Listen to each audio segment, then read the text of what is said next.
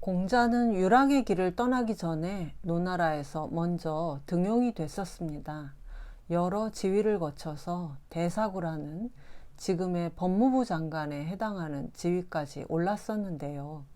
8일편에는 공자가 벼슬했던 시기의 일화가 몇 개 나오고 있어서 공자가 벼슬했을 때의 상황을 알 수가 있습니다. 8일편 18장을 보겠습니다. 자왈 사군 진내 인이 위 첨냐. 공자께서 말씀하셨다. 임금을 섬김에 예를 다하는 것을 사람들이 아첨한다고 하는구나. 공자를 등용했던 노나라의 임금은 바로 다음 장에 나오는 정공이었습니다. 따라서 여기서 공자가 입궐해서 예를 다해 섬겼던 임금은 정공일 텐데요. 그랬더니 주변 대신들이 공자가 임금에게 아첨한다고 수군거렸다는 것이죠. 예와 아첨은 전혀 다른 것인데 왜 공자의 동료들은 예를 다하는 공자를 아첨한다고 비난했을까요?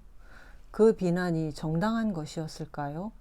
수학자가 수의 질서를 아름답게 느끼고 물리학자가 우주의 질서를 아름답다고 느끼듯이 공자는 인간 사회에 이어지는 예의 질서를 아름답다고 생각했기 때문에 고래를 연구하고 예를 계속 이어나가려고 했던 것이죠.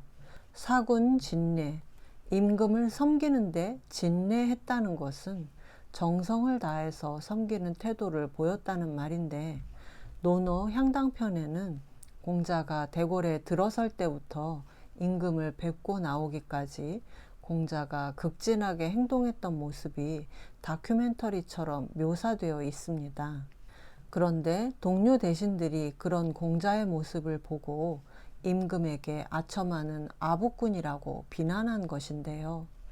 공자의 후손이자 한나라 시대의 유학자였던 공안국의 고주를 보면 그 이유를 짐작할 수 있습니다.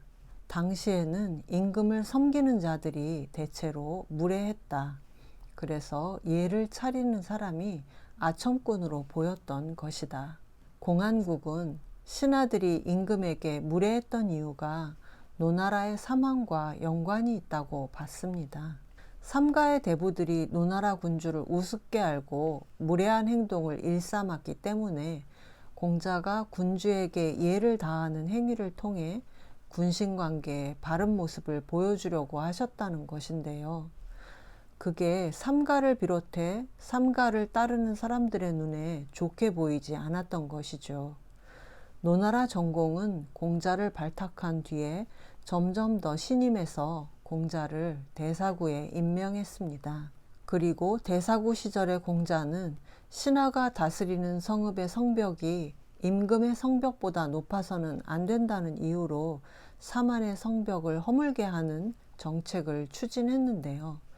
이 정책은 어느 정도 진행되다가 끝내 실패했고 그 직후 공자는 노나라를 떠나 유랑길에 오르게 됐던 것입니다. 당시 공자를 비난했던 사람들은 모두 사만에게 아첨하는 사람들이었을 텐데요. 이 장에서 공자는 임금에게 예를 다함으로써 개혁적이고 실천적인 모습을 보여줬고, 그래서 보수 기득권 세력에게 비난을 받았다는 것을 알 수 있습니다. 예를 다했다고 비난을 받았다? 예의 질서를 바로잡기 위해 노력하는 공자의 모습과 그런 공자를 아첨꾼이라고 비난하면서 수군거리는 소인배들의 모습이 떠오르는데요. 신하가 임금에게 정당한 비판을 할 때도 예를 갖춰서 해야지, 예를 집어던지는 무례가 용감한 비판의 전제 조건일 수는 없습니다. 더구나 자신들의 무례에 동참하지 않는 공자를 비난한 것은 더욱더 잘못된 태도인데요. 짧은 일화를 통해서 당시 공자가 몸담았던 정계의 수준이 어땠는지 들여다볼 수 있었는데, 지금 우리나라의 정계와 비교해봐도 그때나 지금이나 비슷하다는 느낌이 듭니다. 공자의 답답한 심정을 생각하면서 다시 한번 읽어보겠습니다. 자왈 사군 진내 인이 위첨냐. 공자께서 말씀하셨다.